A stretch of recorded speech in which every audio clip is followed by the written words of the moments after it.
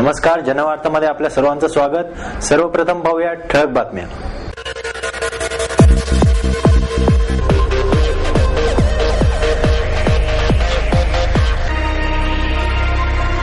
ओम साई मित्रमंडळाच्या वतीने 12वा वर्धापन दिन मोठ्या उत्साहात साजरा।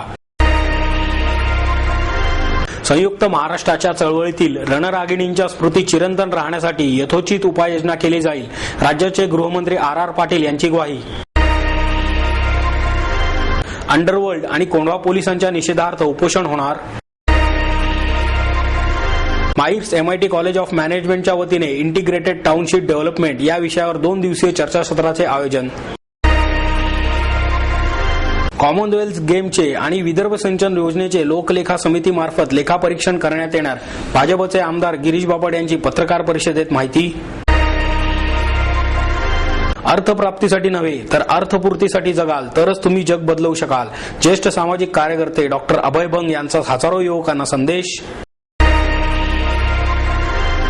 आणि बालगंधर्व कलादालनात भरवण्यात आले बालचित्रांची दुनिया हे चित्रप्रदर्शन। ओम साई मित्रमंडळाच्या वतीने 12वा वर्धापन दिन मोठ्या उत्साहात साजरा करण्यात आला। ओम साई मित्रमंडळाच्या वतीने 12वा वर्धापन दिन सोहळा 2010 मोठ्या उत्साहात साजरा करण्यात आला। हा सोहळा अलका चौकातील साई मंदिरात संपन्न झाला।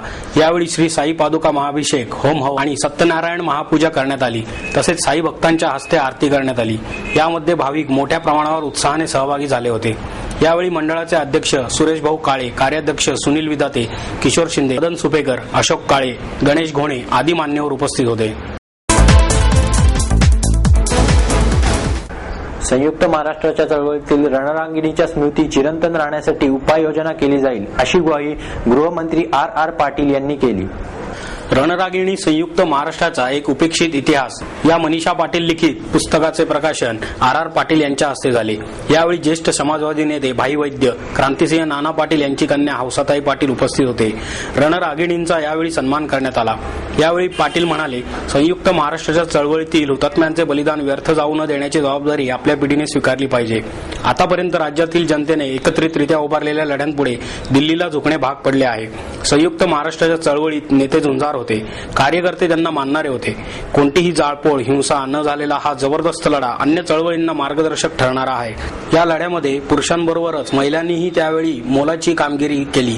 मुलांबाळांसह तुरुंगात जाण्याचे धारिष्ट या रणरागिणींनी दाखवले। कोणत्याही पुरस्काराची, पेन्शनची अथवा कसलीही अभिलाषा न ठेवता आंदोलनांमध्ये उडी घेतलेल्या गृहिणींचे आंदोलन यशस्वी झाल्यानंतर पुन्हा निमूटपणे गृहिणी बनल्या आहेत, असेही आर पाटील यांनी सांगितले। यावेळी कार्यक्रमाचे प्रास्ताविक दिशा पब्लिकेशनचे संजय साळुंके यांनी केले, तर सूत्रसंचालन सुधीर गाडगे यांनी केले। भाई वैद्य यांनी अध्यक्षीय समारोप केला। अंडरवर्ल्ड आणि कोंढवा पोलिसांच्या निषेधार्थ 22 डिसेंबर रोजी उपोषण होणार आहे। अंडरवर्ल्डशी संबंधित लँड माफियांकडून आपली जमीन लाटली गेली असून त्यांच्या विरोधात उच्च न्यायालयात दाद मागितल्यामुळे आपल्याला धमक्या दिल्या जात आहेत आणि पोलीस या लँड माफियांची पाठराखण करीत आहेत, असा आरोप कोंढवा येथील शेतकरी मंदार मोघे, अमित मुळे, विनायक सावंत यांनी केला आहे। याच्या निषेधार्थ कोंढवा पोलीस ठाण्यासमोर 22 डिसेंबर रोजी सकाळी 10 वाजता उपोषण करणार असल्याचे पत्रकार परिषदेत बोलताना त्यांनी सांगितले। कोंढवा येथील सेक्टर क्रमांक 27 या ठिकाणी सन 1993 मध्ये मोघे आणि सावंत यांच्यासह सुमारे 61 जणांनी जमीन खरेदी केली आहे। मात्र राज भन्साळी, रवी वर्मा, जरीर कुपर, धीरेन नंदू यांनी तलाठी SM बोर्डे, सुरेश आढाव आणि ॲडव्होकेट सोमनाथ नांगरे यांच्या मदतीने बनावट कागदपत्र तयार करून आपली जमीन हडप केली आहे, असा आरोप या शेतकऱ्यांनी केला आहे। कोंढवा पुणे सर्वे नंबर 27 येथील जमीन 61 लोकांची, 61 शेतकऱ्यांची जमीन बिल्डरने हडप केल्याप्रकरणी बनावट सह्या करून बनावट कागदपत्र बनवून बिल्डरने हडप केली। या संदर्भात आम्ही पोलीस स्टेशनला अर्ज केले होते, पोलीस कमिशनरला अर्ज केले होते।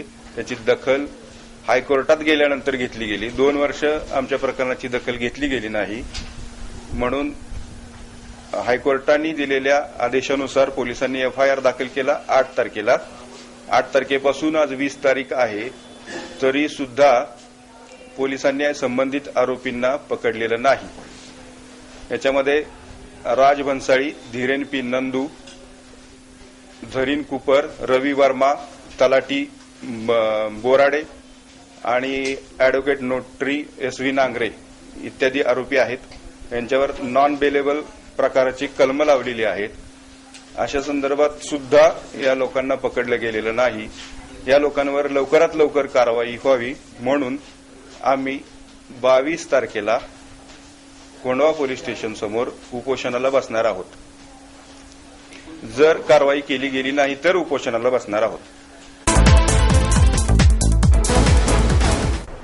माईस MIT कॉलेज ऑफ मॅनेजमेंटच्या वतीने इंटिग्रिटी टाउनशिप डेव्हलपमेंट या विषयावर चर्चासत्राचे आयोजन करण्यात आले आहे. मंगळवारी MITच्या ज्ञानेश्वर सभागृहात CCBFचे अध्यक्ष क्रिस्टोफर बेनेजर यांच्या हस्ते दीप प्रज्वलन करून या चर्चासत्राचे उद्घाटन करण्यात आले.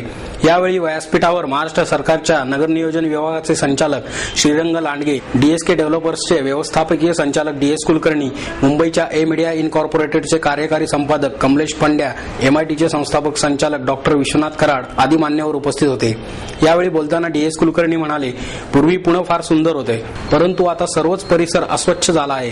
हे जर बदलायचं असेल तर टाउनशिपमध्ये अमेरिकेसारख्या अर्बन डिझाईनची संकल्पना जनमानसात रुजणे गरजेचे आहे आणि त्यासाठी वैचारिक दृष्टिकोनातून बदल होणे अपेक्षित आहे. यावेळी क्रिस्टोफर बेनेजर यांनी टाउनशिपची संकल्पना समजावीत सांगितले की टाउनशिप ही संकल्पना मूळची अमेरिकेची असून महाराष्ट्रात यासाठी मोठा वाव आहे आणि त्यातील बदल येत्या 5 वर्षात आपल्याला दिसून येईल. हे चर्चासत्र 21 आणि 22 डिसेंबरला होणार असून 22 तारखेला संध्याकाळी 5 वाजता या चर्चासत्राचा समारोप होणार आहे. यावेळी मगरपट्टा टाउनशिप डेव्हलपमेंट कंपनीचे व्यवस्थापकीय संचालक सतीश मगर तसेच MIT शिक्षण संस्थेचे संस्थापक संचालक डॉक्टर विश्वनाथ कराड, रामचंद्र गोहाड आदी उपस्थित राहणार आहेत.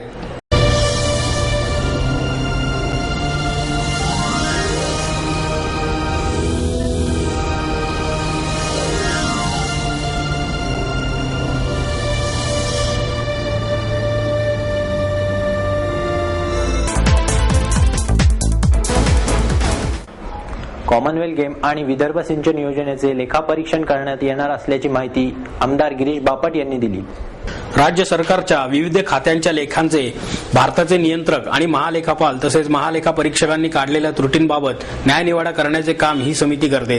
त्यामुळे समितीचे अधिकार वाढवावेत अशी बापट यांची मागणी आहे. अनेक सरकारी जमिनींच्या थकबाकी या 500 कोटी रुपयांपर्यंत गेल्या आहेत. या जमिनी राज्य सरकारने एखाद्या कंपनीला किंवा उद्योगांना दिल्यानंतर त्या दुसऱ्या कोणाला हस्तांतरित करता येत नाहीत. केल्यास नव्या नियमाप्रमाणे कर आकारणी आणि इतर प्रक्रिया कराव्या लागतात. मात्र अनेकांनी तसे केलेले नाही. त्यामुळे करोडो रुपयांची थकबाकी आहे. अशा जमिनींची पाहणी करणार असल्याचे बापट यांनी यावेळी सांगितले. म्हाडाच्या इमारतींना 2.5 FSI देण्यात यावा. नाल्यांवरील बेकायदेशीर बांधकामे, अंगणवाड्यांमधून दिले जाणारे निकृष्ट दर्जाचे आहार, SRAचे बांधकाम नियोजित वेळेत पूर्ण करावे, खासगी शाळांवर फी वाढी संदर्भात नियंत्रण आणि कारवाई करणे असे मुद्दे त्यांनी यावेळी उपस्थित केले. पुणे जिल्ह्यामध्ये गेल्या वर्षात 31 दरोडे पडले आणि विशेषतः शिरूर 2 ह्या पट्ट्यात 11 दरोडे पडले. त्याच्याबद्दलची माहिती होती. महाराष्ट्र काउन्सिलमध्ये खूप भ्रष्टाचाराची बरखास्त करण्यासंदर्भात आश्वासन मिळालं. अर्बन बँकेतील संचालक, मला आठवते की सुवर्ण बँकेच्या वेळेला मी उपोषणाला बसलो होतो, सभागृहात मुद्दा उपस्थित केला, नंतर तो खूप मोठ्या प्रमाणावर मार्गी लावला. तसा आता पेन अर्बनच्या संदर्भातही खूप मोठा भ्रष्टाचार झालेला आहे आणि त्याही चर्चेत आणि माझी लक्षवेधी होती, भाग घेतला. पुण्याच्या विशेषतः म्हाडाच्या संदर्भात की पुण्याला 2.5 जो FSI पाहिजे म्हाडाच्या स्कीमला, तो फक्त पुण्यात नाही आहे, पुणे आणि पिंपरी चिंचवडला आणि बाकी राज्यभर आहे. तर हा प्रश्न विशेषतः प्रामुख्याने उपस्थित केला आणि तो आता त्याचं ऑर्डर काढण्याचं त्यावेळेला मान्य केलं. अर्थप्राप्तीसाठी नव्हे तर अर्थपूर्तीसाठी जगाल तरच तुम्ही जग बदलू शकता, असा संदेश सामाजिक कार्यकर्ता डॉक्टर अभय बंग यांनी युवकांना दिला. महाराष्ट्र ज्ञान महामंडळाच्या वतीने आयोजित युवांचा महाराष्ट्र प्रश्न आणि स्वप्न या विषयावर डॉक्टर अभय बंग यांनी महाराष्ट्राच्या कानाकोपऱ्यातून आलेल्या हजारो युवा वर्गाशी संवाद साधला. यावेळी ज्येष्ठ लेखक डॉक्टर अनिल अवचट, प्रसिद्ध मानसोपचार तज्ज्ञ डॉक्टर आनंद कुलकर्णी व महाराष्ट्र ज्ञान महामंडळाचे व्यवस्थापकीय संचालक विवेक सावंत उपस्थित होते. यावेळी कल्याण टाकसाळे, गणेश बिराजदार, जयश्री कलंत्री, यतीन दिवाकर व राहुल आदी युवा वर्गांनी डॉक्टर अभय बंग यांच्यासमोर सामाजिक विषयाचे गांभीर्य असणारे विविध प्रश्न उभे केले. त्या सर्वांना उत्तर देताना डॉक्टर बंग म्हणाले, सध्या जीवघेणी स्पर्धा निर्माण झाली आहे, त्यामुळे आपल्यावर असणाऱ्या जबाबदारींचे देखील भान राहिलेले नाही. जीवनाचे प्रयोजन सापडले तर आयोजनाचे सर्व प्रश्न संपुष्टात येत असतात. जगण्याच्या गरजा पूर्ण करा, परंतु मिळालेले आयुष्य पैशाकरता विकण्याचा मूर्खपणा करू नका. आदर्श घोटाळा, अन्नधान्यापासून अल्कोहोल निर्मिती, कुपोषण, शेतकऱ्यांच्या आत्महत्या, स्पेक्ट्रम घोटाळा आणि बरबटलेले राजकारण याविषयी प्रश्नांबाबत त्यांनी खंत व्यक्त केली. बँकेत किंवा पोस्टामध्ये क्लार्क होणं आणि आयुष्यभर तिथे नोकरी करणं आणि शेवटी रिटायर झाल्यानंतर पुण्यामध्ये 2 खोल्याचं घर बांधणं, पेन्शन घेणं आणि पर्वतीला चक्रा मारता मारता शेवटी मरून जाणं महाराष्ट्राच्या मध्यम वर्गाचं हे स्वप्न. आजची अवस्था अशी आहे की तुम्हा तरुणांना उद्याच्या भाकरीची सहसा काळजी करावी लागत नाही. आज तुम्हाला माधुकरी घेऊन शिक्षण करावं लागत नाही. नोकरी नाही मिळाली तर व्यवसाय करीन असा तुम्हाला आत्मविश्वास आहे. पूर्वी सायकल वापरायची, आता तुम्ही मोटरसायकल वापरता आणि कारसाठी पैसे जमा करता. तुमच्या हातात मोबाईल आहे, तुमच्या खिशात आयपॉड आहे, तुमच्या कानात हेडफोन आहे आणि तुमच्या खांद्यावर लॅपटॉप आहे. जगभरात कुठेही जाण्याचा आणि यशस्वी होण्याचा तुम्हाला आत्मविश्वास आहे.